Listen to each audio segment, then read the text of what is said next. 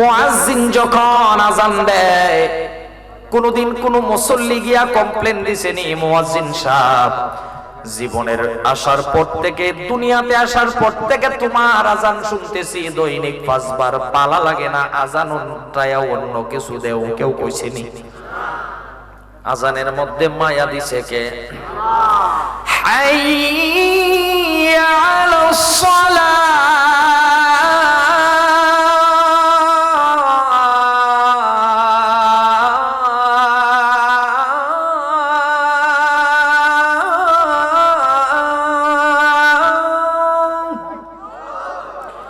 হাইয়া আলাস সালাহ।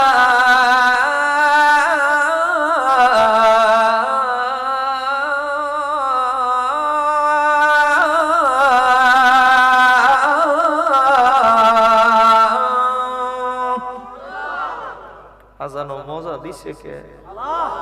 ইমাম সাহেব প্রতিদিন 5 ওয়াক্ত কোরআন তেলাওয়াত করে, ফাতিহা পড়ে। মুসল্লি কোনদিন গিয়া কইছিনি যে ফাতিহা প্রতিদিন ভালো লাগে না, ফালটাইয়া পড়ুন? তে এই মায়া, এই মজা দিছে কেডা? কেউ যদি বলে 2 রাকাত নামাজ আদায় করব কিন্তু ইয়াসিন পড়ব না, অন্য সূরা দিয়ে নামাজ আদায় করা যায়। কেউ যদি বলে নামাজ 2 রাকাত আদায় করব আর রহমান পড়ব না, অন্য 113টা সূরা আছে নামাজ আদায় করতে পারবে। কেউ যদি বলে নামাজ আদায় করব, ইয়াসিন পড়ব না, ফিল পড়ব না, 3 পড়ব না, কুরাইশ পড়ব না, কাফিরুন পড়ব না, নাস পড়ব না, ফাতিহা ফালাক পড়ব না, ওয়াকিয়া পড়ব না, মুজাম্মিল পড়ব না, মুদাসসির পড়ব না, অন্য সূরা দিয়েও নামাজ আদায় করা যায়। কিন্তু কেউ যদি বলে 2 রাকাত নামাজ আদায় করব, ফাতিহা পড়ব না, আল্লাহ বলে, আমার নবী বলে, রুকু সিজদা তোমার যত লম্বা হতে পারে, একটা রাকাতও আমার আল্লাহর দরবারে কবুল হবে না। কেন না আমার নবী বলেন, লা সালাতা ইল্লা বিফাতিহাতিল কিতাব, ফাতিহা এমন একটা সূরা যেই সূরা ছাড়া মুমিনের নামাজ হয় না। ঠিক না?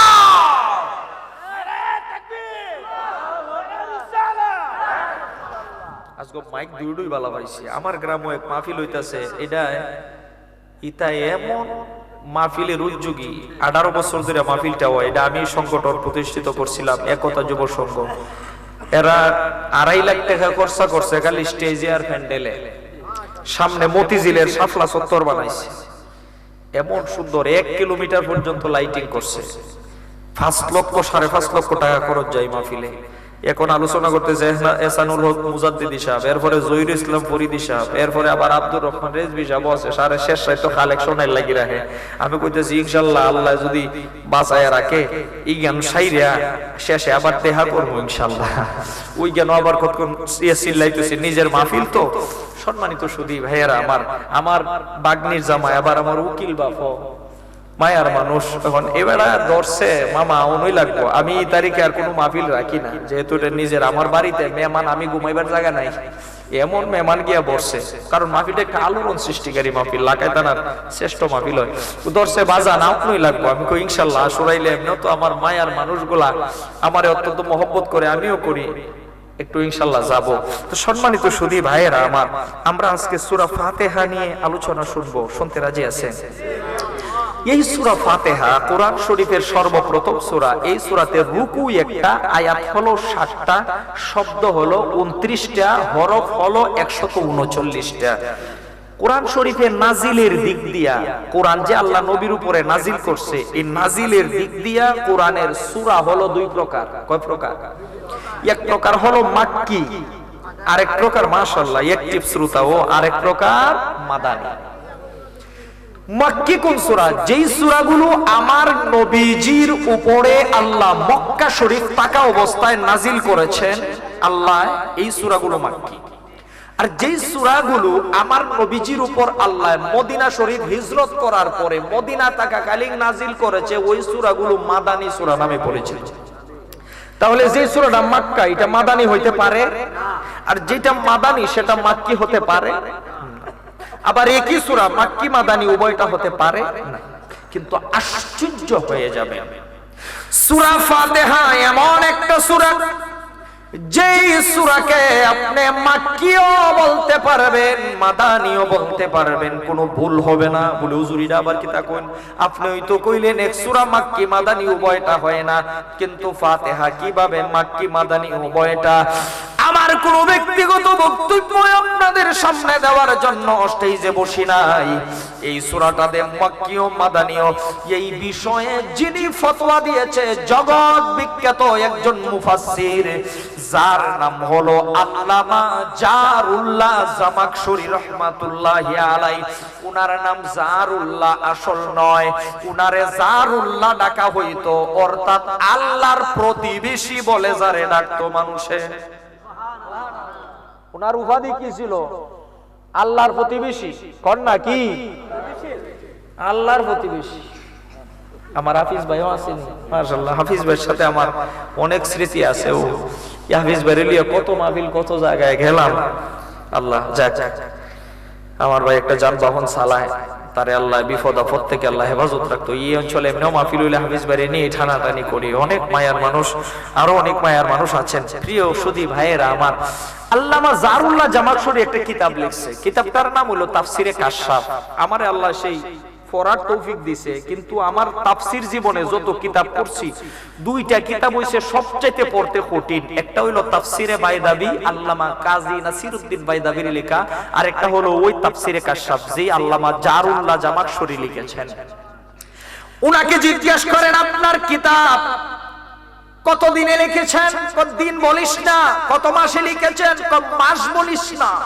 কত বছরে লিখেছেন? কয় এই কিতাব লিখতে আমি জারুল্লাহ জামাখশরীর 23 বছর লাগিয়া গেছে।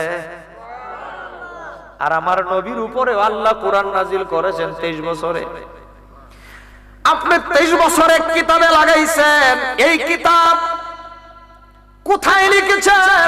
কয় আমার নিজের ঘরে বসে লিখি নাই। তাহলে কোথায়? নানা বাড়িতে লিখেছেন। না, নানা বাড়িতেও লিখি নাই। শ্বশুর বাড়িতে লিখেছেন? না, শ্বশুর বাড়িতেও লিখে নাই। কোথায় লিখেছেন? আল্লামা জারুল্লাহ জামাখশরী কয়, পৃথিবীর মানুষ শুনে রাখ, এই কিতাব লেখার জন্য আমি হেরেম শরীফের ভিতরে ঢুকেছি। 23 বছর পরে কিতাব লেখা হেরেম শরীফ থেকে বাহির হইছি। মামা কিতাবের মানটা কিতাব বুঝুন। হেরেম শরীফের ভিতরে বইয়া 23 বছরে লেখছে। ওই কিতাবের মধ্যে উনি লিখছেন সূরাতু ফাতিহাতুল কিতাবি মাক্কিয়াতুন ওয়া কিলা মাক্কিয়াতুন ওয়া মাদানিয়াতুন লিআন্নাহা নাযালাত বিমাক্কাতা মাররাতান ওয়া বিল মাদিনাতি উখরা। রে পৃথিবীর মানুষ শুনে রাখো, যেই সূরাটা মাক্কি সেটা মাদানী হয় না, যেটা মাদানী সেটা মাক্কি হয় না। কিন্তু ফাতিহা এমন একটা সূরা যেটাকে মাক্কিও বলা যায়, মাদানিও বলা যায়। লিআন্নাহা, উনি বলে কেন মাক্কি কেন মাদানি বলা যায়, উনি ব্যাখ্যা দিচ্ছেন। কয় আমার নবী যখন মক্কা শরীফের মধ্যে অবস্থান করেছিলেন, আল্লাহ তাআলা প্রথমবার সূরা ফাতিহা নাযিল করেছে। আবার আমার নবী হিজরত করে মক্কা থেকে যখন মদিনায় গিয়েছে, দ্বিতীয়বারের মতো হুবহু সূরা ফাতিহা আবার আমার নবীর উপরে নাজিল করেছে। তাহলে সূরা ফাতিহা নাজিল হইছে কয়বার? প্রথমবার কোথায়? মক্কা, পরের বার মদিনায়। তাহলে এক সূরা নাজিল হইছে 2 বার। সূরার গুরুত্ব কম না বেশি? এবার গুরুত্ব নিয়ে আসুন। এই সূরার নাম কয়টা? কেউ বলতেছে 2টা, কেউ 4টা। ভাই আমিও আগে জানতাম না এই সূরার নাম কয়টা। এই সূরা সম্পর্কে গবেষণা করতে শুরু করলাম। গবেষণা করতে করতে আলিয়া মাদ্রাসার কামিল একেবারে শেষ, আলিয়া মাদ্রাসার শেষ ক্লাস যেটা কামিল তাফসীর বিভাগের মধ্যে একটা কিতাব পড়ানো হয়। কিতাবটার নাম হলো লুবাবুন নুকুলু ফি আসবাবিন নুজুল। এই কিতাবটা যিনি লিখেছেন আমার সবচাইতে প্রিয় পছন্দের ইমাম, আপনাদেরও পছন্দের ইমাম সৈয়দ বাকের মুস্তাফা আল হুসাইনিরও প্রিয় ইমাম হবেন। তিনি আর কেউ নয়, তিনি হলেন আল্লামা জালালউদ্দিন সুয়ুতী রাহমাতুল্লাহি আলাইহি, যার জীবনে আমার রাসূলুল্লাহকে 70 বারের চাইতে বেশি দেখেছে। উনি কত বড় আলেম জানেননি? জালাল খারাপ লাগতেছে? উনি কত বড় আলেম, উনি বলে 1 লক্ষ হাদিস আমার সিনার ভিতরে মুখস্থ ছিল। কয় লাখ? সারা পৃথিবীতে তুগায়া মৌলভী ভাইবেন নি 20,000 হাদিস মুখস্থ আছে। উনি কয় 1 লাখ মুখস্থ আছিল। জিগাইলেন 1 লাখ কেন, আর কি ফারছিলেন না মুখস্থ করতাম? কম মেমোরির জায়গা আছিল, তুগায়া পাইছি না। উনি বলে লাউ আকসারা হাদিসান লা হাফিজতু, 1 লাখ মুখস্থ করে আরো তুগাইছি। এখন তো হাদিস মোবাইলে সার্চ দিলে ওই পিডিএফ এর মধ্যে পাওয়া যায়, মাকতাবাতু শামেলায় কোটি লক্ষ লক্ষ হাদিস। আগে তো এত হাদিস পাওয়া গেছে না। উনি কয় 1 লক্ষ মুখস্থ করার পরে আর পাইছি না, যদি পাইতাম তাহলে এইগুলো মুখস্থ করলাম। বোঝা যায় মেমোরির জায়গা ছিল আর পাইছে না। কত বড় আল্লাহর ওলি! উনি ওনার আত্মজীবনীর মধ্যে বলেন, ও বাবা একটু, রাআইতু রাসূলুল্লাহি সাল্লাল্লাহু আলাইহি ওয়াসাল্লাম ইয়াকযাতান বিদআ ওয়া ৭০ মাররা। আমি জালালউদ্দিন সুয়ুতী আমার জীবনে ঘুমন্ত অবস্থায় নয়, স্বপ্নে নয়, জাগ্রত অবস্থায় আমার রাসূলুল্লাহকে ৭০ বারের চাইতে বেশি দেখেছি। ওই যে ওলিউল্লাহ আশিক হিসাবে একটা গজল বানাইছে, জালালউদ্দিন সুয়ুতী ৭৫ বারে দেখলো নবীজি। ওই জালালউদ্দিন সুয়ুতী ৭৫ বারে দেখলো নবীজি।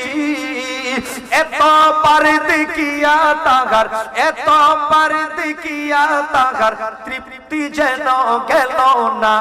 মদিনা মদিনা আশিক মুমিনের ঠিকানা। মারহাবা। সম্মানিত সুধী ভাইয়েরা আমার, ওই জালালউদ্দিন সুয়ুতী উনার লুবাবুন নুকুল ফি আসবাবিন নুজুলের মধ্যে বলেন, সূরা ফাতিহার নাম হইল মোট ৩৫টা। সুবহানাল্লাহ কইতেন না? ফাতিহার নাম কয়টা? কম হয়ে গেছে এখানে। বলে হুজুর এক সূরার এত নাম কেন লাগে? প্রশ্ন আসে না, হুজুর এক সূরার এত নাম কেন? আমি একটা উদাহরণ দেই। আশুরাইলের এক মুরব্বি বাবাজি, উনার বড় ছেলে হইছে ৭ লাখ। কয় লাখ? 7 ছেলে উনার। 7 ছেলে এখন দুর্ভাগ্যবশত 7 ছেলের বিয়া করাইছে। 7 লার মধ্যে 1 লারও বাচ্চা কাচ্চা হয় না। মনের মধ্যে কষ্ট। আমার ঘরে 7টা হইলো, আমার ফুলাইতের একটার ঘরেও হয় না। আল্লাহর কাছে দোয়া করে করতে করতে হঠাৎ করে একদিন শুনে খুশির সংবাদ, সবচেয়ে ছোট বউ গর্ভবতী। বেডা খুশি না বেজা? ডাক দিয়ে কয়, আমার বৌমায়েরা সবাই আমার সামনে আসো। জি আব্বাজি কি বলবেন? আজ থেকে আমার ছোট বউ ঘরের কোনো কাজ কাম করতে পারবে না, তার জন্য নিষেধ। সে শুধু খাইবে আর ঘুমাইবে। আদরটা বাড়ছে না কমছে? বৌমা তোমার যেটা লাগে সুক্কা তিতা মিডা যেটা হইছে না আমারে কই আব্বাই না দিন, কারণ বংশের প্রদীপ আইতাছে, ঠিক কিনা? বৌমা রেস্ট। 7 ভাই একত্রিত হইয়া কয়, আমার তো ছেলে নাই। বড় ভাইয়া কয়, বাতি যাও কার বাতিজি হই যেটা হই হয়, নামটা আমি রাখবো বড় চাচা হিসাবে। 2 নম্বর লাভাইল দেওয়া কয়, কিতা আমি মানলে নে, আমি রাখবো নাম। 3 নাম্বার লাখ তোমরা দুইজনে কারাকারি করতে থাকো, নাম আমি রাখবো। 4 নাম্বার লাখ আমি রাখবো। 5 নাম্বার লাখ আমি রাখবো। 6 নাম্বার লাখ আমি। 7 নাম্বার লাখ আমার তো বাচ্চা মনে আজাডা চায় আমি রাখবো। বুড়া বেটা ফাইল দে ওটা কলার টালারাই দেখো কি তারে ফুতাই না, আমি কিতা মইরা গেছি গে এখনো। হ্যাঁ নাম আমি রাখবো। বুড়া চাচা যখন ফাইলতে উঠতে কইছে কলার টালারে দে আমি রাখবো, ফাঁক ভর থেকে শাসি দৌড় দেয়, বুড়া তুমি কি জাত নাম রাখবা? আগের কাইল্লা নাম নাম আমি রাখবো। এবার বাচ্চা হইছে, নাম নিয়ে খারাকারি, বেবি টেস্কি কত নাম আছে না। এক একজনে আদর, সোনা, রূপা, 2 এলটিয়া, শালিক, বাবু, মানে আদর কইরা আর কি। এক একজনে এক এক নাম ডাকে। বাচ্চা হইছে একটা, নাম হইয়া গেছে 7টা 8টা। এই বাচ্চার ওই পরিবারে আদর কম না বেশি? সূরা ফাতিহার এত নাম কেন হুজুর? এর কারণ হইল সূরা ফাতিহার আদর বেশি, মর্যাদা বেশি। সুবহানাল্লাহ। এবার 35টা নামের ব্যাখ্যা আপনারা জানার ইচ্ছা আসেনি? নাই মনো, নাই মনো, দেখি কেডা কেডার আছে। মাশাআল্লাহ, আল্লাহু আকবার। জানার ইচ্ছা তো আছে, ওই ধৈর্য ওই বনিকা জানে। আরে মাশাআল্লাহ, আপনারা আশেক মানুষ, তো আমারে জিগাইলেন না যে কতদূর সময় লাগবে ভাই 30টা নামের ব্যাখ্যা। আচ্ছা আমি কইতাছি কতদূর লাগবো। আমি তো এত বড় আলেম না, আমার মামা তো আমারে দিয়েছে প্রখ্যাত মুহাদ্দিস, আমি আসলে অত বড় মুহাদ্দিস কিছুই না। আপনার দোয়ায় নবীর প্রেম নিয়ে চলি আর কি। তবে আমি আমার এই সামান্য সুয়ের মাথার পানি পরিমাণ এলেম নিয়ে আমি গবেষণা করে দেখছি, সূরা ফাতিহার 35টা নামের ব্যাখ্যা আমার এলেম অনুযায়ী ফুল যদি আমি দেই সময় লাগবে 70 ঘন্টা। কয় ঘন্টা? এখন 70 ঘন্টা যদি কেন ব্যাখ্যা দেই তো জানাজা আমার ইমা ডই দেলানি লাগবে। যাই হোক, এখন আমার যদি খালি ফাতিহার 35 নামের ব্যাখ্যা নিতে চান আমার কাছ থেকে, বড় হুজুর যারা এরার কয়দিন লাগবে আমি জানি না, আমার কাছ থেকে নিতে হইলে 2 ঘন্টার উপরে তো আর ওয়াজ করন যায় না। তাহলে 35 নামের 70 ঘন্টা লাগলে এক এক নামে 2 ঘন্টা করে লাগে। এক নামে এবার যদি 2 ঘন্টা ব্যাখ্যা দিয়ে যায়, আবার যদি আরেক নামের ব্যাখ্যা জানার লাগে আগামী বছর দাওয়াত দেন আবার 2 ঘন্টা, এইভাবে যাইতে যাইতে ফাতিহার তাফসীর উনতেই লাগবে ভাই 30 বছর। এটা আমার এলেম না, এটারে কয় ফাতিহা, জ্ঞানের সাগর সমুদ্র। সমস্ত কোরআনে আল্লাহ যা এলেম দিয়েছেন, যা শিক্ষণীয় দিয়েছেন, এক ফাতিহার ভিতরে আল্লাহ তা ঢুকাই দিয়েছে। এই ফাতিহা আল্লাহ কারে দিছে? আমরারে দিছে। এখন কইবেন হুজুরে মনে একটু সাবাও মাইরে লইতাছে বেশি। আমি সাবা মারি না, অরিজিনাল কই দেখি। এক নামের ব্যাখ্যা আমরা একটু যাই, ফাতিহা নামের ব্যাখ্যা একটু দেই, সময় পাইলে দ্বিতীয় নামও যাইমু। আবার এক নাম দেখো গেলি গাবো তো আবার আগামী বছর আইবার লাগি তুই আগে গেছিস, তুই এত হচ্ছে কিছু যাওয়ার লাগবো, ফিনিশিং ইনশাআল্লাহ দিয়া যাইমু, যাতে শেষে সুই ঢুকানোর জায়গা না থাকে। এক নাম, এটার প্রথম নামটা হইলো সবার মুখস্থ আছে, জোরে বলেন তো সূরাটার নাম কি? ফাতিহা, সূরাতুল ফাতিহা। এখন ফাতিহার অর্থ কি? আল্লামা তাফতাজানি লিখেন, আল্লাতি তাফতাতিহু ফাহিয়াল ফাতিহা। ফাতিহা বলা হয় কোন বন্ধ জিনিসকে যে খুলে দেয়, বন্ধ জিনিসকে যে খুলে দেয়। হুজুর ফাতিহা আবার কি বন্ধ জিনিস খুলে দেয়? কি বন্ধ জিনিস খুলছে এটা জানার লাগতো না? এবার আসুন কি বন্ধ জিনিস খুলে দেয়। وَسِيقَ الَّذِينَ اتَّقَوْا إِلَى الْجَنَّةِ زُمَرًا। এটার ব্যাখ্যায় আল্লামা ইমাম বাইহাকি বলেন, কাল হাসরের ময়দানে আমার আল্লাহ তাআলা কাফের, মুশরিক, মুমিন, মুনাফিক যারা আছে সবাই তো হাসরের ময়দানে একত্রিত হয়ে থাকবে কি থাকবে না? আপনি আমিও হাসরের ময়দানে থাকবো কি থাকবো না? এখন ভাই সবার কোয়ালিটি কি এক? মানুষ তো সবাই, কোয়ালিটি তো সব এক না। আমি আর বাবা শাহজালাল কি এক জিনিস? আমি আর ফান্দাকের নাসিরুল হক ফান্দাকি রহমাতুল্লাহ আলাইহি কি এক জিনিস?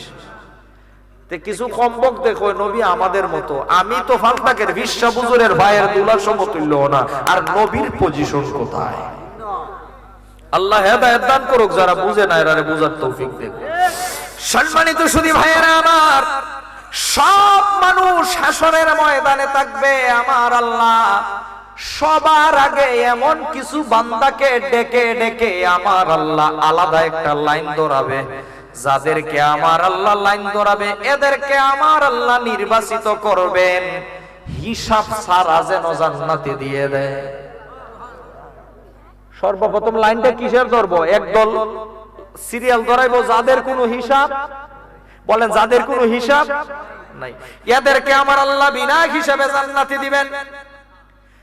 লক্ষ লক্ষ কোটি কোটি আল্লাহর বান্দা, এর মধ্যে হক্কানি আলেম থাকবে, হক্কানি পীর থাকবে, শহীদগণ থাকবে। তাদেরকে আমার আল্লাহ লাইন ধরাবে। লাইন ধরানোর পরে আমার আল্লাহ জিজ্ঞেস করবে, জানো তোমাদেরকে কেন আমি একত্রিত করেছি? আজকে সকলের হিসাব নেওয়া হবে, কিন্তু তোমাদেরকে আলাদা করে ফেললাম তোমরা হিসাবের বাইরে। জানি তোমরা হিসাব দিলে হিসাব দিতে পারবে, জান্নাতে যাইতে পারবে, কিন্তু তোমাদেরকে কাঠগড়া দাঁড়ানোটাও আমার কাছে প্রেস্টিজের লাগবে মনে হয়। এজন্য তোমাদের প্রেস্টিজে ক্ষতি করতে চাই না, বিনা হিসাবে জান্নাত দেওয়ার জন্য তোমাদেরকে আলাদা করেছি। রেডি হয়ে যাও, জান্নাতে যাবে। আমার আল্লাহ একটা দৌড় দেওয়াইবেন 500 মিটার। আল্লাহ বলবেন, ইযহাবু জান্নাতি বিগাইরি হিসাব।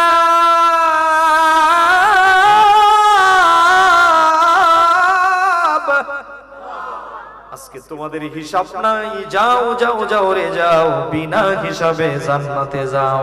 যেই মাত্র আল্লাহ এই কথা কব, এমন একটা দৌড় দিব, আর দৌড়ের সাইজ কিটা, একজন 60 হাত লম্বা। কয়া হুজুরিটা কিতা কইলেন? এটা মিশকাত শরীফের প্রথম হাদিস। খালাকাল্লাহু আদামা আলা সূরাতিহি 60 জিরাআন। আদম আলাইহিস সালাম কত হাত লম্বা ছিল? 60 হাত। এখানে কথা হইতাছে, ভাই ভিতরে ঢুকে যান কেন? বাইরে কুয়াশা আছে, ভিতরে ঢুকে যান। হ্যাঁ, এখানে জায়গা আছে, ওইখানে পর্যাপ্ত পরিমাণ জায়গা আছে, এখানে দাঁড়ায়েন না, কষ্ট হয়, ভিতরে ঢুকে যান। ভিতরে আমার কলিজার ভাইগুলা, ওই যে ইন্দা জায়গা আছে, এইদিকে জায়গা আছে, ওইদিকে এসে ঠিক হয়ে যান। আসেন ভিতরে, আসেন ভিতরে, আসেন। মাশাআল্লাহ। এই যুবক এদিকে আসো বেটা। বুড়া বেটান বইরিছে, আর কোমরও ধরে না, তোমরা আর কোমরও ধরেনি। হ্যাঁ, যারার কোমর শক্ত আছে ভিতরে আও। ভাই একটু মনোযোগ দেন, আমার একটু সাহায্য করেন, মনোযোগ দিন। তাহলে যারা জান্নাতে যাইবো এরা কয় হাত লম্বা? কেন? কারণ প্রত্যেকে আদম আলাইহিস সালামের সূরতে জান্নাতে যাবে। 60 হাত লম্বা মানুষ দৌড় দিছে, যাদেরকে আমার আল্লাহ বিনা হিসাবে জান্নাত দিছে, সবাই তো আর না। বিনা হিসাবে আমার আল্লাহ জান্নাত দেওয়ার কথা শুনে এমন দৌড় দিছে, দৌড় দিয়ে গিয়ে দেখে জান্নাতের গেটে তালা মারা, বন্ধ। জান্নাতের দরজা, মেজাজ ঠিক থাকবো নি। বাহিরে গিয়ে এমন চিল্লা লাগাইছে, এই এই কেডা রে, দরজা কেডা লাগায় রাখছে রে? আল্লাহ আমরারে জান্নাতের ঢুকার অনুমতি দিছে, দরজা লাগানোর সাহস কার? এই দরজা খুলো। পিছন থেকে খালি কোনি মাইরা দেখো তো, এটা কি অরিজিনালি লাগানো নাকি আজায় রাখছে? কোনি টনি মাইরা কয় না, অরিজিনাল লাগায় রাখছে। বাহির থেকে যখন চেঁচামেচি শুরু আরম্ভ হইছে, আল্লামা ইমাম বাইহাকি থেকে আমি বলতেছি, তখন ভিতর থেকে একজন ফেরেশতা ডাক দিয়ে বলবে, মান হুমুল কারিউন, কে রে বাহিরে চেঁচামেচি করো, দরজায় কে ধাক্কা ধাক্কি করো? আপনি আপনার ঘরের ভিতরে বাহির থেকে যদি ধাক্কা ধাক্কি শুরু হয়, আপনি ভিতর থেকে জিগাইতেন না, কেডাইলা দরজায় ধাক্কাও? ফেরেশতা জিগাইতেছে, কে দরজার মধ্যে ধাক্কা ধাক্কি করো, কে তোমরা? বাহির থেকে বলবেন, নাহনু মিন আহলিল জান্নাহ, আমরা হইলাম জান্নাতের অধিকারী। আল্লাহ আমাদেরকে জান্নাত হিসাবে, আমাদেরকে জান্নাতি হিসাবে মনোনীত করেছেন। ভিতর থেকে কথা বলো কেন? মেজাজ কিন্তু গরম, তাড়াতাড়ি দরজা খুলো। ভিতর থেকে কয় দরজা খুলতে পারবো না। কয় কেন? কয় চাবি নাই। কি নাই? ফেরেশতায় কয় চাবি নাই। কয় মেজাজ আরো গরম হইয়া গেছে, কিন্তু এমনই তো দরজা বন্ধ, এখন আবার কয় চাবি নাই। এ মিজাজ কিন্তু খারাপ হইয়া যাইতাছে, কইয়া দিলাম। কয় মিজাজ তোমরার যতই খারাপ হোক, আমার কাছে চাবি নাই। জান্নাতের ফেরেশতা তো মিথ্যা কথা বলে না, চাবি আমার কাছে নাই। কয় চাবি কার কাছে আছে? তোমার কাছে যদি না থাকে, কয় চাবি তো তোমরার কাছে হই আছে। কয় কালি রাগু ডান্না কথা কয়, ফহেডে মহেডে আইডা কয় না, চাবি টাবি তো নাই। আল্লাহ কতে আল্লাহ জান্নাত দিছে, চাবি কি দেয় নাই? কো চাবি দিত কুম্বালা, খালি জান্নাতের কথা কইছে, এমনি দৌড় মাইরে সেদায় বেদায় লিছি, কার আগে কেন ঢুকতারি, এমন দৌড় দিছিস, চাবি আনার কথা মনে নাই। ফেরেশতা কয় না না না, চাবি তোমাদের সাথে আছে। আল্লাহ তো দেয় নাই, কথা হলে তোমরা বুঝো নাই, চাবি তোমাদের সাথে আছে। তোমার কথা কিছু বুঝি নাই, ক্লিয়ার করে বলো। তখন ভিতরের ফেরেশতা বলে, ওরে আল্লাহর বান্দারা, আমার জান্নাতি আল্লাহর বান্দারা, তোমাদের সিনার মধ্যে কি আল্লাহর কোরআনের সূরা ফাতিহাটা মুখস্থ নাই? কি সূরা? ফেরেশতা জিগাইতেছে, কয় ফাতিহা কি মুখস্থ নাই? কয় আছে তো, আছে আছে। কথা হলে ফাতিহা তেলাওয়াত শুরু করে দাও, জান্নাতের দরজার তালা অটোমেটিক ভাবে খুলে যাবে। সেদিন সমস্ত জান্নাতি বান্দারা জান্নাতের বন্ধ দরজা খোলার জন্য সবাই একসাথে তেলাওয়াত শুরু করে দিবে। আলহামদুলিল্লাহি রাব্বিল রব্বিল আলামিন পড়বে, জান্নাতের 7টা দরজার প্রথম দরজাটা ঠাস করে খুলে যাবে। আর রহমানির রহিম পড়বে, 2 নাম্বার দরজা খুলে যাবে। মালিকি ইয়াউমিদ্দিন পড়বে, 3 নাম্বার দরজা খুলে যাবে। ইয়াকা নাবুদু ওয়া ইয়াকা নাস্তাঈন পড়বে, 4 নাম্বার দরজা খুলে যাবে। ইহদিনাস সিরাতাল মুস্তাকিম পড়বে, 5 নাম্বার দরজা খুলে যাবে। সিরাতাল লাযিনা আনআমতা আলাইহিম পড়বে, 6 নাম্বার দরজা খুলে যাবে। দরজা আছে আর কয়টা? কোরআনের আয়াত হইল ফাতিহার 7টা, আর আয়াত আছে কয়টা? একটা। দরজাও একটা, আয়াতও একটা। শেষের দরজাটা কি নরমাল থাকে না আরো মজবুত থাকে? সবাই মিল্লা টান আরম্ভ করো। গায়রিল মাগদুবি আলাইহিম ওয়ালাদ-দাল্লিন।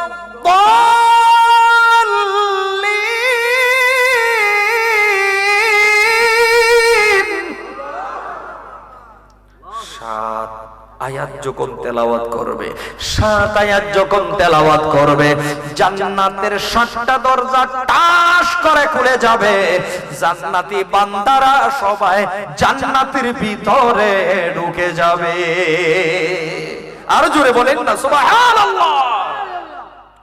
এখন আপনারা ওয়াজ কদ্দুর বুঝাইছি দেখি। আমি কিন্তু এক নামের ব্যাখ্যা করতেছি, কইলাম না এক নামে 2 ঘন্টা যাইবো, বুঝা লইও। দেখেন আসলে সাবা মারতেছি না, অরিজিনাল ফাতিহার ব্যাখ্যা খালি আপনারা দিতেছি। ফাতিহা শব্দের অর্থ কি? বন্ধ জিনিস খোলা। সবাই কয় ফাতিহা অর্থ কি? বন্ধ জিনিস খোলা। অতকান মনে রাখেন, এই বন্ধ জিনিস খোলার ভিতরেই আজকে আমার ওয়াজ ইনশাআল্লাহ সমাপ্ত হবে। বন্ধ জিনিস যদি ফাতিহা অর্থ খোলা হয়, এখন আপনারা জিগায় ফাতিহায় কি বন্ধ জিনিস খুলছে? কের তালা? আপনার বাড়ি না আমার বাড়ির? জান্নাতের তালা। কন্যা দু জান্নাতের বন্ধ দরজা খুলছে কিসে? ফাতিহায়।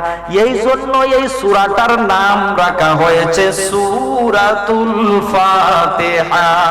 সুবহানাল্লাহ।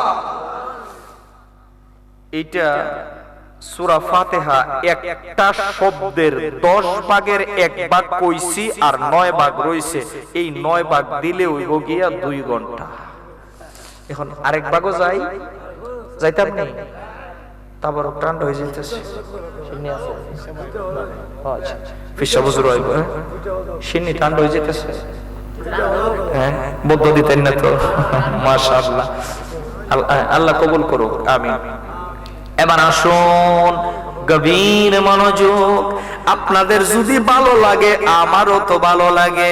জান্নাতীরা জান্নাতের গেটের ভিতরে যায়া সাইরো বাজু দেখালি গুইরা গুইরা চাইবো, আর খালি কই ইয়া মালিক, ও সুবহানাল্লাহ, ও সুবহানাল্লাহ, আল্লাহ তোমার জান্নাত কত সুন্দর।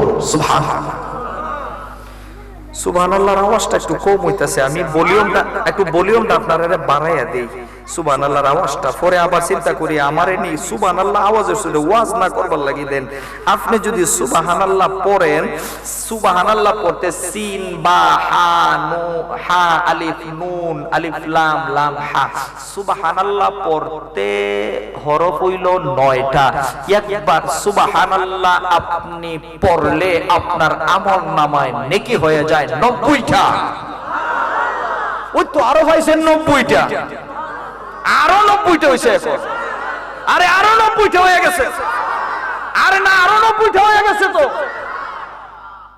আল্লাহ কবুল করুন। সম্মানিত সুধী ভাইয়েরা আমার, গভীর মনোযোগ। যখন জান্নাতের ভিতরে গিয়া কালি কইব ও সুবহানাল্লাহ, ও তো সুন্দর তোমার জান্নাত, আল্লাহ কইব আইতে আইতে বিয়ে হলো তো ভিতরে ঘুরে কিছুই দেখছো না, হামাইতে হামাইতে হাও মাও ধরে বেড়া আমার জান্নাত তো হলো কিছুই হয় নাই, খালি দেখাইমো এনে লীলা তো খালি দেখাইমো। আমি আল্লাহ কেমন, আমি আল্লাহ কারিগর, আমি আল্লাহ কেমন স্রষ্টা, তোরেদেরকে তো দেখাইমো, খালি তো হামাইছস গেট কইলা। আল্লাহ জিগাইব রে ভিতরে দে হামাইছো, বাইরে খালি ঘোরাঘুরি করবা, রাত একটু ঘুমাইতে ঘুমাইতা না। ও আল্লাহ ঘুমানি তো লাগবে, ঘুমানো এত সুন্দর দিকে ঘুম আইলেন না। আচ্ছা ঘুমাইবা তো ঠিক হয়, কই থাকবা? আল্লাহ তুমি যেখানে জায়গা দেও, আল্লাহ কবে বিল্ডিং চয়েস করো, কে কোনটা নিবা। আমরা আমরা 100 না আদাত জায়গা লইয়া সিম নিয়া ঠেলাঠেলি হয় না।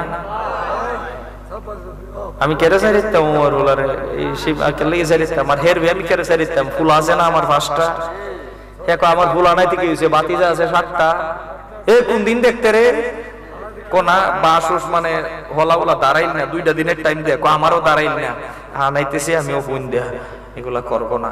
আপনি যদি সবচেয়ে ছোট জান্নাতটা পান, ও আশুরাইলের মানুষ, সবচেয়ে ছোট জান্নাতটা যদি আল্লাহ আপনারে দেয়, আল্লাহর জান্নাতটা কত বড়, সবচেয়ে ছোট জান্নাতটা যদি আল্লাহ আপনারে দেয়, ছোট জান্নাতের যে দরজাটা আপনি ঢুকবেন দরজাটা কত বড়। আল্লামা ইমাম বাইহাকি ইন্না লিল মুত্তাকিনা মাফাজান হাদাইকা ওয়া আ'নাবান ওয়া কাওয়াইবা আতরাবার ব্যাখ্যায় লিখেন সবচেয়ে ছোট জান্নাতটাও যদি আপনি পেয়ে যান, এই দরজা কত বড় হবে, এই দরজার চৌকাঠের এক মাথা থেকে আরেক মাথায় যদি একটা গুড়া না থাইমা দৌড়তে থাকে যাইতে লাগবে 40 বছর। এই জান্নাত আল্লাহ আপনার লাগি রাখছে, তাই আমরা একটু জান্নাত কি চেষ্টা করি না। দুনিয়া জান্নাত আপনি কবরে গিয়া পাইতেন না, হাসিল করতেন না। আপনি জান্নাত পাইতে গেলে ইগান থেকে এই কাজ সারতে হইব। দুনিয়ায় আইছি আমরা, জান্নাত নেওয়ার জায়গাটা হইল দুনিয়া। কবরে গিয়া যদি কোন যে ইগান হেলা হেলা ইবাদত করবো না, সুযোগ আছে নাই বাবা। ইবাদতের জায়গায় একমাত্র দুনিয়া, মায়ের পেটেও না, কবরে গিয়াও না, হাসরে গিয়াও না, জায়গাটা হইল ইগানে। ইগান থেকে সিদ্ধান্ত নেন জান্নাত নিবেন না জাহান্নাম নিবেন। একটা উদাহরণ দিলে বুঝবেন। আশুরাইলের অনেক ভাই বাবা বিদেশে আছে না নাই? ও ভাই বিদেশে যে গেছো কয় বছর হইছে? 5 বছর। টেহা কই? দেশও পাঠাই দিছি। আরে তুমি ইনকামের লাগি গেছো, টেহা কেরে দেশও পাঠাই দাও। তোমার টাকা তুমি রুজি করো, দেশও কেন পাঠাও? তোমার টাকা তো তোমার কাছে রাখবা। না না না, এটা বুকামি। আমি টাকা আগে পাঠাইতেছি এই কারণে। সব সময় ব্যবসা করা যায় না ভাই, সারা জীবন রুজি করা যায় না। আমি দেখতেছি নাসির নগরে 2-4টা দোকান ভাড়া রাখন যায়, দোকান কিনা রাখন যায়। যদি শেষ বয়সে ও চলো হইয়া যায়, যাতে দোকান ভাড়ার টেকাই দা ফুলাফুরি লাইন নিয়ে সুন্দরভাবে চলতে পারি, এজন্য বিদেশ গিয়া আওয়ার আগেই টেকা দেশ ভাড়াই না। ভুল বলছি? কেন? শান্তির জন্য।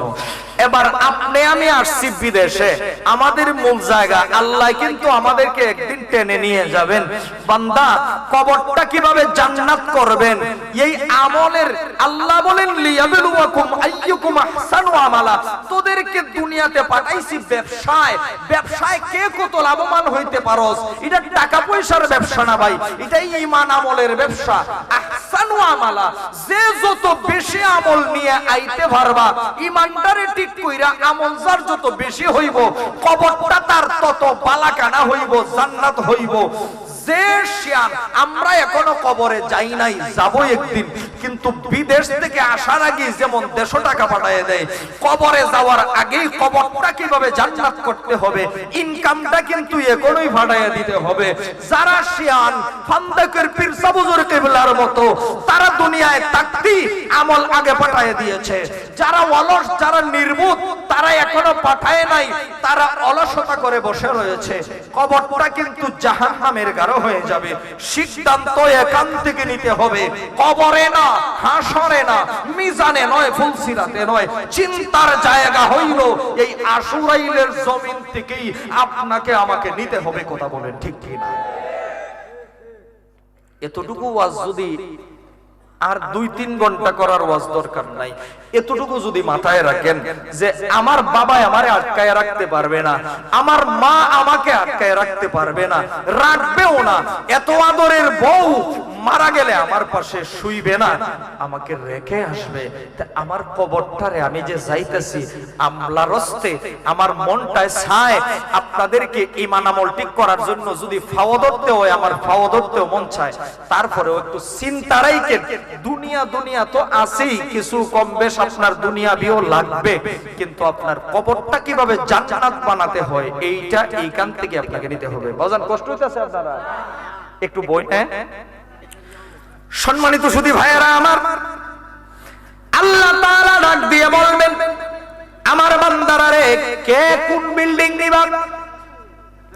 আল্লাহ, সবই তো তোমার দয়ায় পাইছি, তুমি কারে কোনটা দিবা তুমি এর না জানো। আমার আল্লাহ কোন না, একটা ইন্টারভিউ নিব, কি নিব?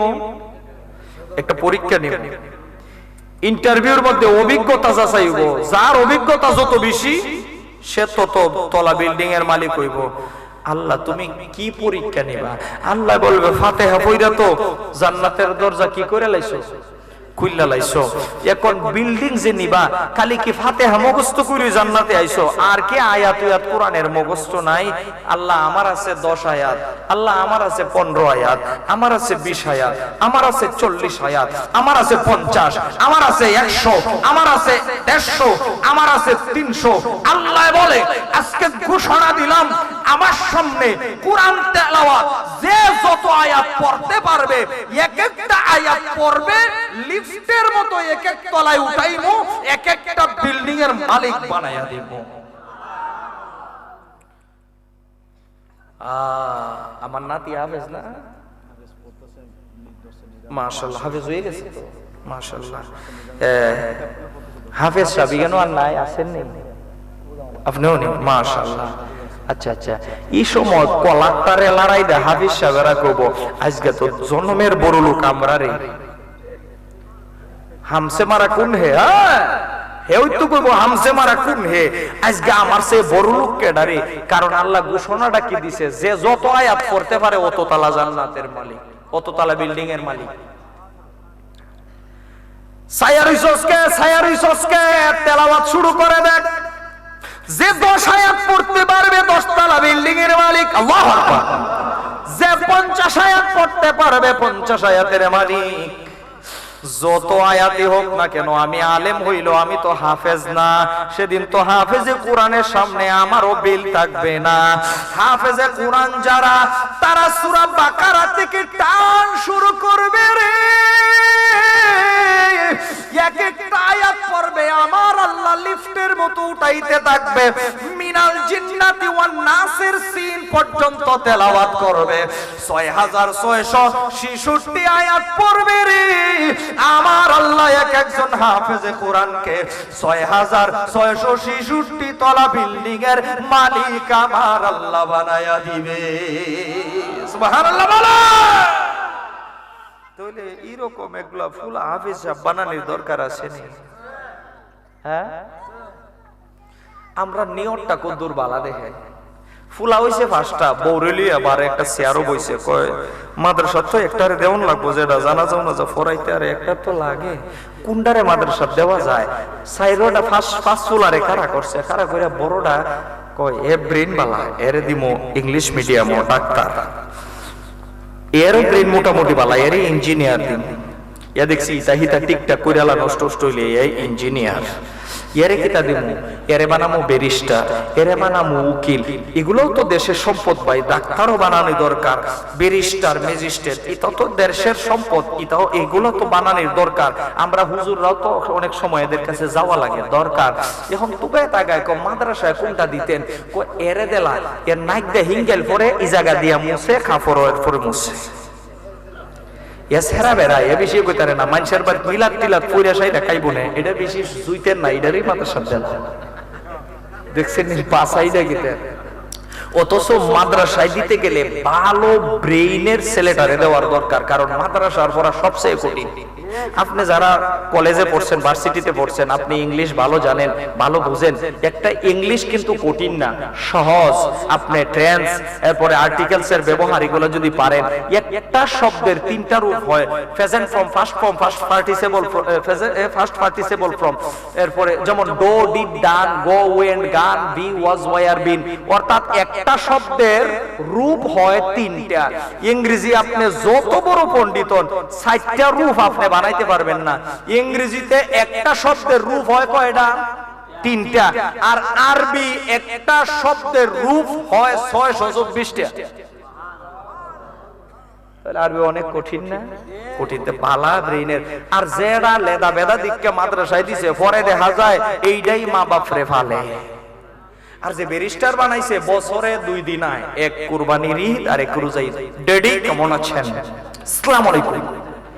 এই শিক্ষিতরারে আমার মানে এত কষ্ট লাগে, একজন মুসলমান সালামটা শিখতে পারে না, আসসালামু আলাইকুম। ইসলাম আর কি, আসসালামু আলাইকুম। সালামে কোনো এডিং মেডিং চলে না, এটা হাদিসের ভাষা, সুন্দর করে বলতে হবে। কি বলবো? আসসালামু আলাইকুম। তাহলে আমার ভাইয়েরা, মাদ্রাসায় একটা ছেলে যদি পড়ায়, আমার বাবাজি ওই তো ছেলের হাফেজে কোরআন বানাইছে, হাফেজে কোরআন হইলে কি হইব? মান ইয়াকরা আল কুরআন ফাস্তাজারাহু ফাহাল্লা হালালাহু ওয়া হাররামা হারামাহু আদখালাহুল্লাহুল জান্নাহ ওয়াশফা মিন আশরাতি ফি আহলি বাইতি কুল্লুন ক্বাদ ওয়াজাবাত লাহুন নার। আমার আল্লাহ সেদিন হাফেজে কোরআনদেরকে বলবে, যা জান্নাতে যা। হিসাব উসাব নিবা না, কে হিসাব? তোর সিনার মধ্যে আমার কোরআন, তোরে আর হিসাবটা নিতাম কিতা, যা জান্নাতে যা। গিয়ে যাওয়ার পরে আবার দৌড় দিয়ে বাইরে আয়া পড়বো, কিরে জান্নাতে দিলাম, বের হয়ে আসছো কেন? আল্লাহ কেন জান্নাত দিয়েছো? আরে তোমার সিনার মধ্যে আমার কোরআন, তোমারে জাহান্নামে দিলে আমার কোরআনও তো জ্বলে, কিভাবে তোমাকে জান্নাতে দিই? আল্লাহ আমি তো হাফেজ হওয়ার কারণে আমাকে জান্নাত দিয়েছো, তো কার উসিলায় হইলাম? আমার বাবা জন্ম না দিলে তো আমি আসতামই না। আমার বাবা কোথায়? আমার মা কোথায়? আল্লাহ বলে, দেখ গিয়া আমি তো আমার লজিং মাস্টারের ঘরে খাইয়া, লজিং খাইয়া অনেক সময় বাড়ি থেকে টাকা আনতে পারছি না, অভাব। লজিং মাস্টারে কইছে, বাবা নে, আমিও তো সাবান খাইয়া কত টাকা উড়াই, তোরে 500 টাকা 1000 টাকা দিলাম। আমার লজিং মাস্টারের ঘরে লজিং খাইয়া আমি হাফেজ হইছি, আমার লজিং মাস্টার কোথায়? আল্লাহ বলবেন, ওয়াশফা মিন আশরাতি, হাদিস বলছি, বানায়া নয়, ওয়াশফা মিন আশরাতি ফি আহলি বাইতি কুল্লুন ক্বাদ ওয়াজাবাত লাহুন নার। শুধু মা বাবা নয়, শুধু লজিং মাস্টার নয়, তোর পছন্দের 10 জন জাহান্নামে আছে, এই রকম জাহান্নামে আছে, এই রকম 10 জন জাহান্নামীকে টান দিয়া জান্নাতে নিয়ে যাওয়ার অনুমতি, অধিকার তোমারে দিয়া দিলাম। তাহলে আলেম না হতে পারলো আলেমের বন্ধু হন, আলেমের কাছে নিজের মেয়ে বিয়ে দিয়ে আলেমের শ্বশুর হন। এই কথাটা যুক্তিবাদী কইতো, আমরা আগে আগে ক্যাসেটের ওয়াজে শুনতাম। নিজে আলেম হন, না পারলে ছেলেরে আলেম বানান, পারছেন না মেয়েটারে আলেমের কাছে বিয়ে দিয়ে আলেমের শ্বশুর হন। হক্কানি আলেম। কি আলেম?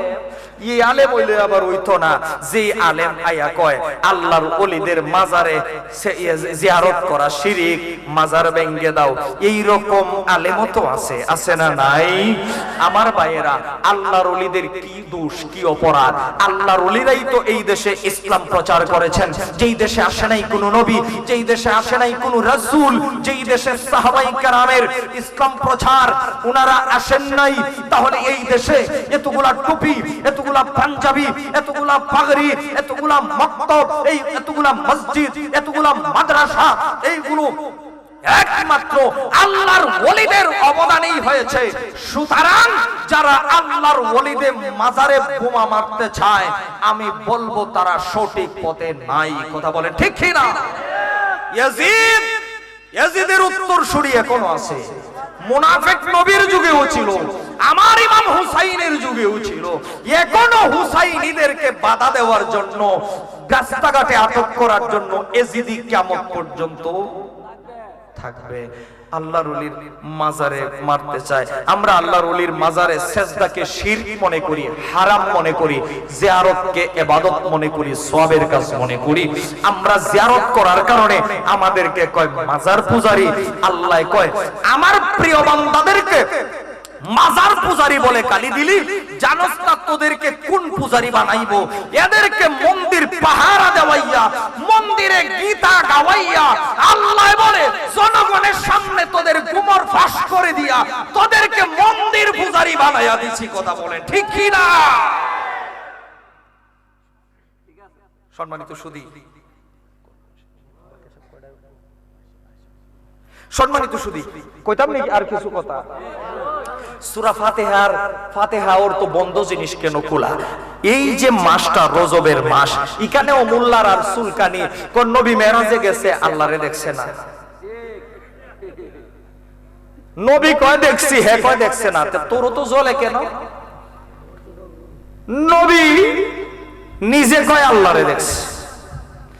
আমার নবী যখন, দেখেন একটা জিনিস, আমার নবী আল্লাহর কাছে গেছে দাওয়াতে, হাবিব মেহমান আইছেন তো, আমি তো মেজবান, আপনি তো নবী মেহমান, কি আনছেন আমারে দেন, কি আনছেন আমারে দেন। আমার নবী কয়, আপনার কারো বাড়িতে গেলে মিষ্টি মিঠাই নেন না? আল্লাহ কয়, কি আনছেন আমারে দেন। নবী কয়, এমন একটা জিনিস আনছি যেটা আপনি আল্লাহ আমারে দিতে পারবেন না। সুবহানাল্লাহ, মনে কথাটা একটু ফেস লাগছে, এর লাগি কথাটা বুঝুন।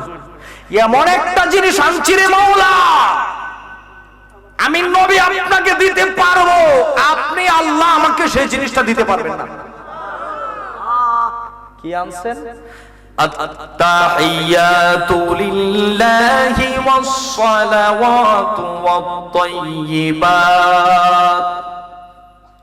বদান্যতা, পবিত্রতা, মহাপবিত্রতা, আত্মশুদ্ধিতা যা কিছু আছে সব আপনার জন্য।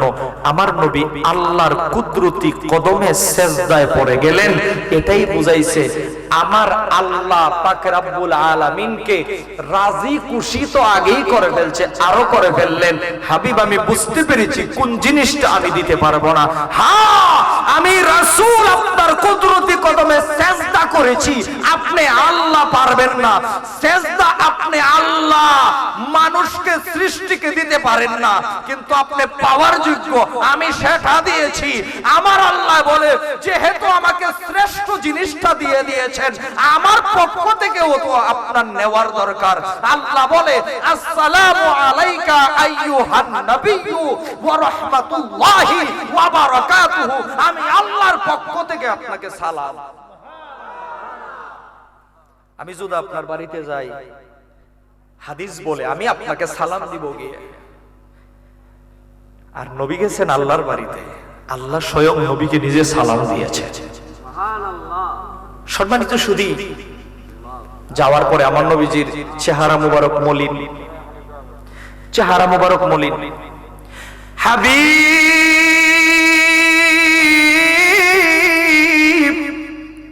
দুস্ত আমার, আপনাকে সাত আকাশ সাত জমিন সিদরাতুল মুনতাহা সব কিছু পাড়ি দিয়ে রাসূল আপনাকে এনেছি। আপনার চেহারা মোবারক মলিন কেন? আমার নবী বলে, আল্লাহ আপনার শুকরগুজার করি। আদম থেকে ঈসা পর্যন্ত কেউ এই জায়গায় আসার সৌভাগ্য হয় নাই যেখানে আমি রাসূল এসেছি, কিন্তু আমার চেহারা একটু মলিনের জন্য মালিক আমি তো এখানে টাকার জন্য আসি নাই। আল্লাহ বলে, হাবিব জানি তো থাকবেন না, আমার পাগল উম্মত গুলোকে আমি রেখে এসেছি, আবার আমাকে চলে যাইতে হবে। যাওয়ার পরে আমার সাহাবীদেরকে বলবো, যখন আমি মেরাজে গিয়েছিলাম, এই যে রজব মাস, মেরাজে গিয়েছিলাম, তখন সাহাবায়ে কেরাম যদি মনে মনে কয় নবীর সাথে জিহাদে যাওয়ার সৌভাগ্য হয়েছে, নবীর সাথে নামাজ পড়ার সুযোগ হয়েছে, কাবার দাবারের সুযোগ হয়েছে, কিন্তু নবীর সাথে আমরা মেরাজে যাইতে পারি নাই, আমি রাসূলুল্লাহ সেই কষ্ট কিভাবে বরদাস্ত করব? আমার আল্লাহ বলেন, হাবিব আমার, দোস্ত আমার, এখানে আসার পরেও উম্মত ভুলে যান নাই, আমিও বুঝতে পেরেছি। এই দাগ, এই কষ্ট আপনার মনের ভিতরে থাকবে। আপনাকে এখানে নিয়ে এসেছি, মেরাজ করিয়েছি, আপনার উম্মতে মেরাজে আসতে পারলো না, এজন্য আপনার মন বেজার থাকবে। টেনশন কইরেন না, আমি তার ফর্মুলা রেখে দিয়েছি। যেহেতু আমি আল্লাহ অন্তর্যামী, আমি আপনার প্রশ্নের জবাবও রেখেছি। আজকে রাত্রিতে আপনাকে আমি আল্লাহ তাআলা নামাজ উপহার দিব, একটা ইবাদত হিসাবে নামাজ উপহার দিব। নামাজের ভিতরে একটা সূরা আমি বাধ্যতামূলক করে দিব, যে সূরা যদি আপনার উম্মত নামাজের মধ্যে তেলাওয়াত করে, আমার সাথে আপনার মেরাজ হয়েছে আরশে আজিমের উপরে, আর আপনার উম্মত যদি নামাজে দাঁড়াইয়া ওই সূরাটা তেলাওয়াত করে, আসমানের মধ্যে বান্দা এবং আমি প্রভুর মধ্যে কোনো পর্দা থাকবে না, সমস্ত পর্দা উত্তোলন হয়ে আপনার উম্মতের সাথে আমি আল্লাহর মেরাজ হইয়া যাবে। আল্লাহু আকবার। কি হয়ে যাবে? এই সূরাটার নাম কি? ফাতিহা। বলেন না কি? এই সূরার নাম হইল ফাতিহা। ফাতিহা শব্দের অর্থ বন্ধ জিনিস খুলে যাওয়া। কেন? বান্দা যখন আল্লাহর ধ্যানে যখন নামাজে দাঁড়ায়া যায়, এই নামাজ আমরা হিকি নাই বিদায় আসসালাতু মিরাজুল মুমিনিনের মর্যাদা বুঝি নাই, মর্মার্থ বুঝি নাই। যখন বান্দা নামাজের মধ্যে দাঁড়ায়া যায়, আল্লাহ এবং বান্দার মধ্যকার কোনো পর্দা থাকে না, রহমতের বন্ধ পর্দাগুলো খুলে যায়। এই খুলে যাওয়ার নাম হইল ফাতিহা, মানে বন্ধ জিনিস খুলে যাওয়া।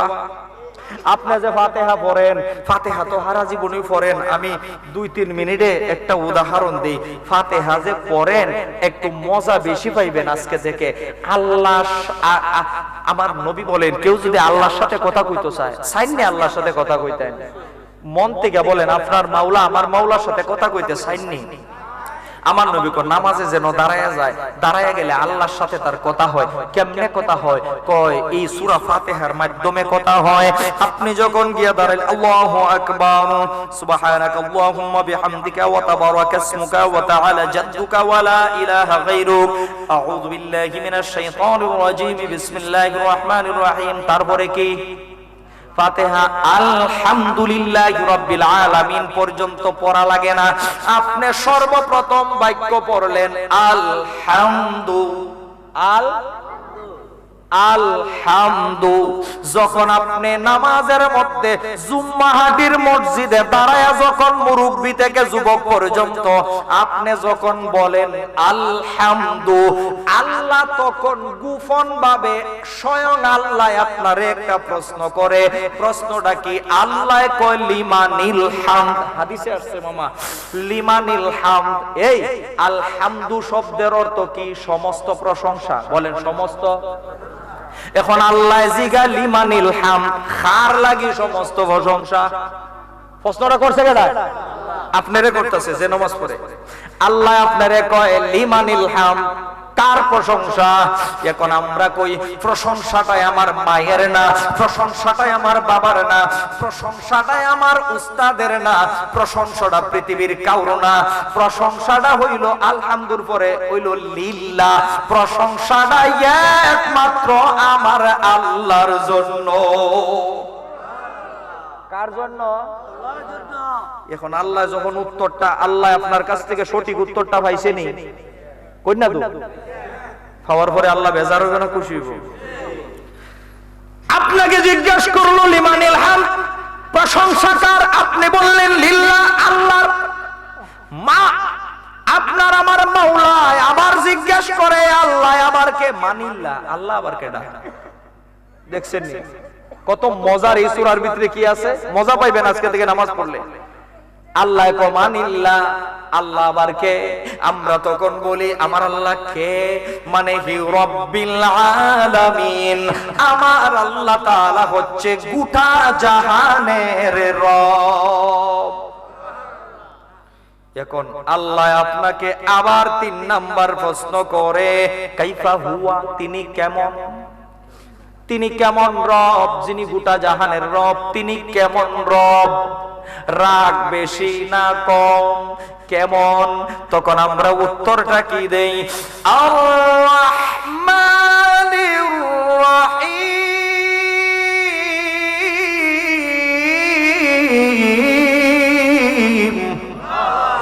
আমার আল্লাহ তিনি রহমান, তিনি হলেন রহিম, তিনি পরম দয়ালু, তিনি পরম করুণাময়। আল্লাহ আপনার কাছ থেকে যে উত্তরগুলা নিতেছে সঠিক হইতেছে কিনা? এরপরে আল্লাহ জিগায় তোমার রব তিনি রহমান, তিনি রহিম, তিনি দয়ালু, তিনি করুণাময়, উত্তর পাইছি। এবার তোমারে জিজ্ঞাসা করি তোমার রবের পাওয়ার কেমন? কিতা কেমন? তোমার রবের ক্ষমতা কেমন? তখন আমরা কি বলি? মালিক ইয়াউমিদ্দিন।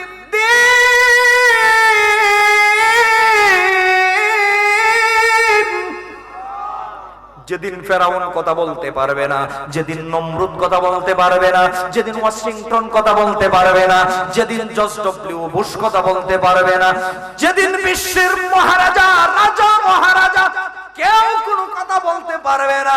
যেদিন বাবা সন্তানকে পরিচয় দিবে না, মা সন্তানকে পরিচয় দিবে না, স্বামী স্ত্রী স্ত্রী স্বামীকে পরিচয় দিবে না, কঠিন মুসিবতের দিনে যেদিন সবাই আনফসি করে চিৎকার করবে, ওই বিশ্ব, ওই সারা বিশ্বের যত নবী উম্মতগণ সহ সবাই যেদিন উপস্থিত থাকবে, সেই মহান বিচার দিনের মালিক যিনি, তিনি হলেন আমার আল্লাহ। এবার বুঝে নাও আমার মালিক রব হিসাবে কেমন পাওয়ারফুল। এই কথা বলার পরে আল্লাহ কয়, হে আমার এমন প্রশংসা ওই করছে এই জুমাডির মসজিদে, হে আমার এমন প্রশংসা করছে। এখন আমি আল্লাহ এতক্ষণ তো আমার পরিচয় গোপন রাখতে জিগাইছিলাম, ওহন আর পরিচয় গোপন রাখতে পারি না। আল্লাহ তখন সাথে সাথে কয়, আনা মালিক ইয়াউমিদ্দিন। তুমি বলছো তোমার রব যিনি বিচার দিবসের মালিক, তোমাকে কে প্রশ্ন করেছে তুমি জানো? না আমি জানি না। তো উত্তরগুলো তো সঠিক দিয়েছো, জানো কে প্রশ্ন করেছে? না জানি না। তখন আল্লাহ বলে, আনা মালিক ইয়াউমিদ্দিন, আমি তোমাকে প্রশ্ন করতেছি, আমি আল্লাহ, আমি হলাম সেই বিচার দিনের মালিক। তখন আল্লাহরে আমরা ডাইরেক্ট কথা কই, যারা মাদ্রাসায় পড়ছে বুঝবো, তখন হাজিরের সিগা ব্যবহৃত হয়। ও তাহলে তুমি আল্লাহর সাথেই কথা বলতেছি? হ্যাঁ। তুমি বিচার দিনের মালিক? হ্যাঁ আমি বিচার দিনের মালিক। তখন আমরা কি বলি? ইয়াকা নাহবুদু ওয়া ইয়াকা নাস্তাইন। মালিক তুমি যদি বিচার দিনের মালিক হয়ে থাকো, একমাত্র তোমার ইবাদত করি এবং তোমার কাছেই সাহায্য চাই। আল্লাহ বলে, আমার কাছে সাহায্য চেয়েছিস? কয় হ্যাঁ। টেনশন করা লাগবে না, দেখবে বাজারে যাইতেছিস, রাস্তার পাশে হেঁটে হেঁটে সামান্যর জন্য একটা গাড়ি অ্যাক্সিডেন্ট করে এক হাতের জন্য তোর জীবনটা যায় নাই। যেহেতু আমার কাছে সাহায্য চেয়েছিস, আমি বড় বিপদ থেকে তোরে বাঁচাইয়ে দিয়েছি।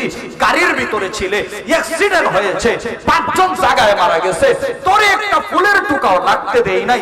যেহেতু আমার কাছে সাহায্য চেয়েছিস, আমি বড় বড় বিপদ থেকে তোরে বাঁচাইয়া রাখবো। জুড়ে বলেন সুবহানাল্লাহ।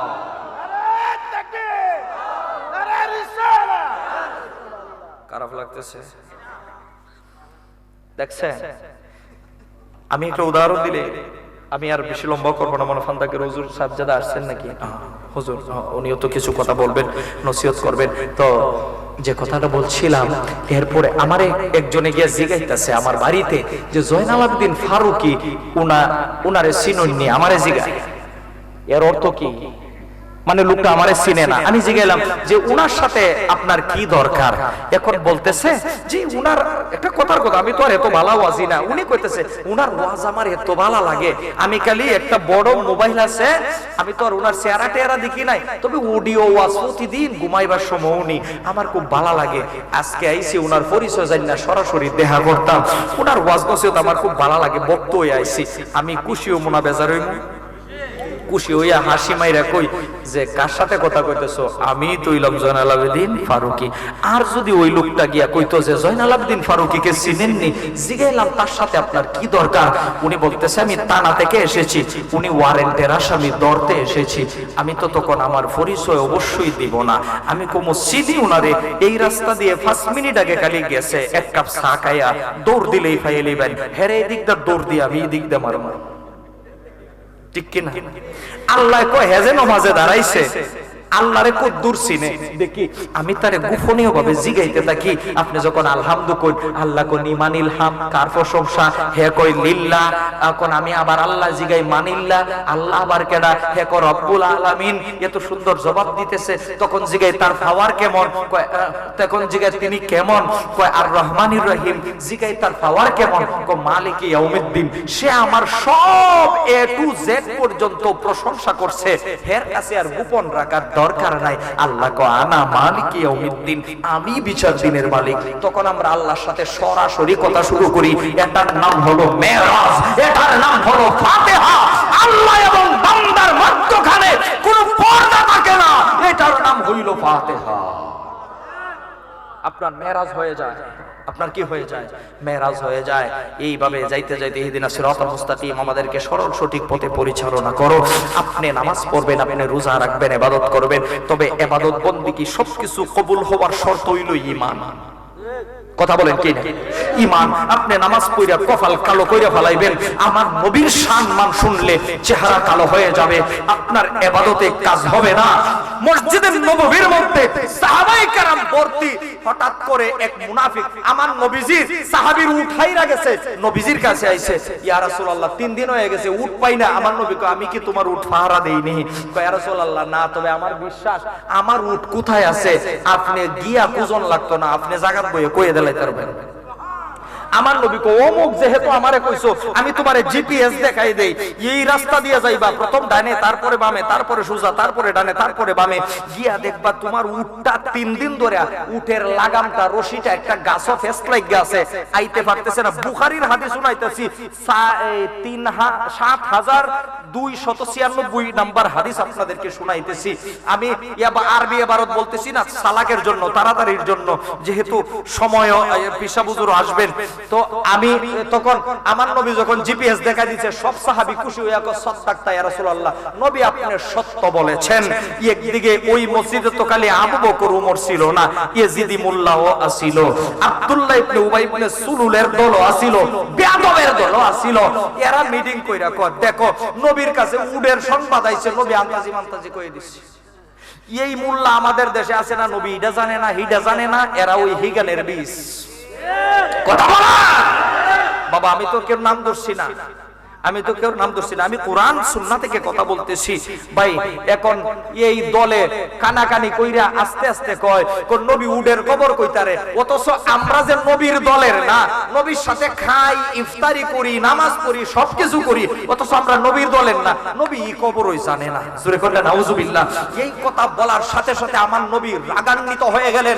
আমার নবী দাঁড়ায়া বললেন, সালুনি সালুনি, কে আমার দলের, কে আমার দলের না, আমি সব নবী জানি, আমি জানি। তোমরা যদি আমার ইলম নিয়ে সন্দেহ করো, আমি এইটা জানি না, ওইটা জানি না, সালুনি সালুনি, আমাকে প্রশ্ন করো, আমি তোমাদের প্রশ্নের জবাব দিতে রেডি আছি। সাহাবায়ে কেরাম তরতর করে কাঁপা শুরু করে দিয়েছে, যেহেতু আমার নবী রাগান্বিত হয়ে গেছেন। এই মুহূর্তে ওই মুনাফিকদের যে লিডার একটা দাঁড়াইছে, দাড়ি নাভি পর্যন্ত, ফাগরি এত মুড়া, পকেটের মধ্যে মেসওয়াক, এরপরে এর মধ্যে ডিলা কুলুক যা আছে, দাড়ি আছে না নাই, ফাগরি পাঞ্জাবি সব আছে, দাঁড়ায় আসাইরা কইতাছে যে নবী আপনি যদি সবই কইতারুন, আপনি কোনছেন আমার ঠিকানা কই? আমার নবী কয়, তোর ঠিকানা জাহান্নাম। কে ভাই? হাদিস, এটা হাদিস। তোর ঠিকানা জাহান্নাম। কেন? পাঞ্জাবি পরছে, জান্নাতি পোশাক, দাড়ি জান্নাতি লেবাস, পাগড়ি জান্নাতি লেবাস, সব ঠিক আছে, নামাজ পড়েছে, রোজা রেখেছে, নবীর পিছনে নামাজ পড়ে, অথচ আমার নবী কয় তুই জাহান্নামী। কেন? আল্লাহ সে তো নামাজ পড়েছে, কয় জানি, সে তো রোজা রেখেছে, আল্লাহ কয় জানি, সে তো পাঞ্জাবি পড়েছে, আল্লাহ কয় জানি, তার কপালে তো সেজদার দাগ আছে, আল্লাহ কয় জানি, তার তো পাগড়ি আছে, জানি, এর তো মেসওয়াক আছে, কয় জানি। কেন জাহান্নামী?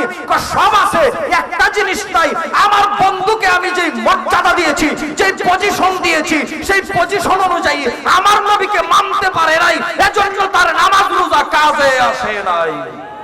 কথা বলেন ঠিক কিনা? এজন্য বলি, আমার নবীজিকে জানের চাইতে ভালো না বাসলে ইমানদার হতে পারবেন না, নামাজ রোজায় কাজ হবে না। নবীর প্রেম নিয়ে থাকবেন, আমল যদি অল্প হয় আপনি নাজাত পেয়ে যাবেন ইমানের পাওয়ারের কারণে। আমার নবী হইল ইমান।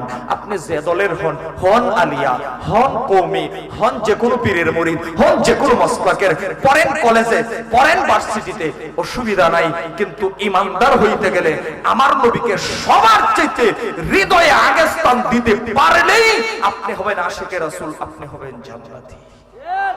على محمد صلى الله عليه وسلم صلى الله على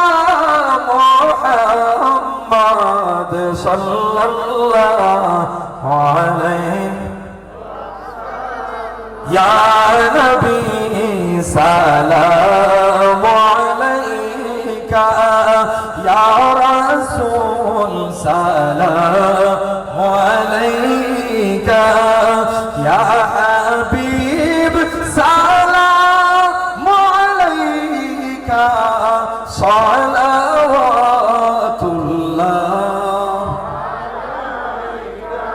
সাইয়্যিদি ইয়া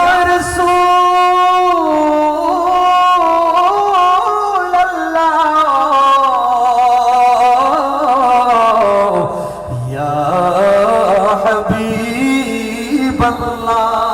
হাবিবাল্লাহ আমাদের মরণের কালে নবী আপনাকে কাছে তে পাইলে থাকবে না মরণ যন্ত্রণা এই তো যে আশিকের কামনা ইয়া নবী সালাম আয়া রাসূল সালাম আলাইকা ইয়া হাবিব সালাম আলাইকা সালাওয়াতুল্লাহ সাইয়্যিদি ইয়া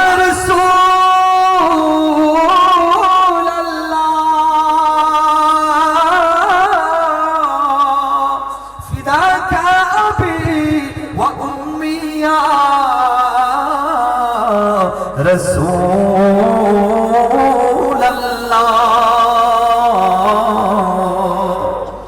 রাসূলাল্লাহ নবী আপনি তো মদিনা হইতে সব কিছু পারেন দেখিতে মোদের লাশ কবরে রাখিলে লয়েন গো আপনার কুলে ইয়া নবী সালাম আলাইকা ইয়া রাসূল সালাম আলাইকা ইয়া হাবিব সালাম আলাইকা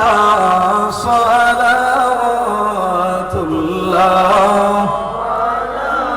ইয়া রাব্বি সাল্লি ওয়া সাল্লিম দাইমান